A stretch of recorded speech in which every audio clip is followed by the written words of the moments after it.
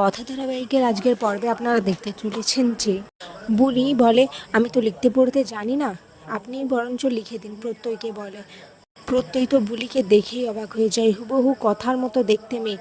সে তো নিজের চোখকেই বিশ্বাস করতে পারে না। এরপর প্রত্যয় যখন নিজের একটা চোখ দিয়ে চোখটা একটু মুছতে যায়, ঠিক তখনই বুলি বলে, তুমি এভাবে আমাকে এক চোখ দেখাচ্ছ কেন? আমি একটা ভালো কাজ করতে যাচ্ছি, এভাবে দেখাবে না, জানো না এগুলো দেখালে অমঙ্গল হয়।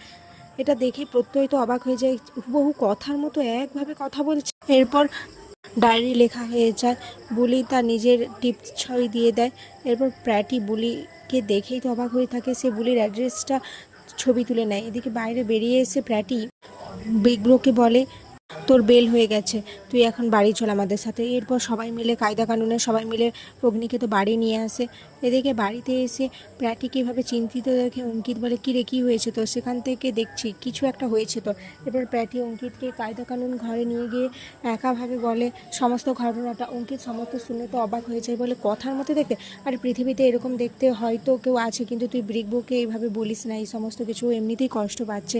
তখন প্র্যাটি তাকে বলে যে হুবহু কথার মতো সেই একই কথা বলার ধরন, বিগ ব্রোকে নিয়ে কনসার্ন সেই একই, কিভাবে হতে পারে? চল আমরা নিজেরা বরঞ্চ পরীক্ষা করে দেখি, একটা যাচাই করি। এরপর প্র্যাটি আর আক্কি মিলে চলে যায়। ওখানে গিয়ে কথা যেখানে ছিল, বুলি যেখানে তার মামার বাড়িতে ছিল, সেই মামার সঙ্গে কথা বলে তার মামার ভাষা দেখে তারা তো অবাক হয়ে যায়। এরপর আগামী পর্বে দেখা যায় অগ্নি ঘুম থেকে উঠে যায়।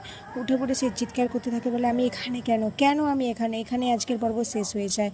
তো ভিউয়ার্স, আপনাদের কি মনে হয় বলেই কি কথা?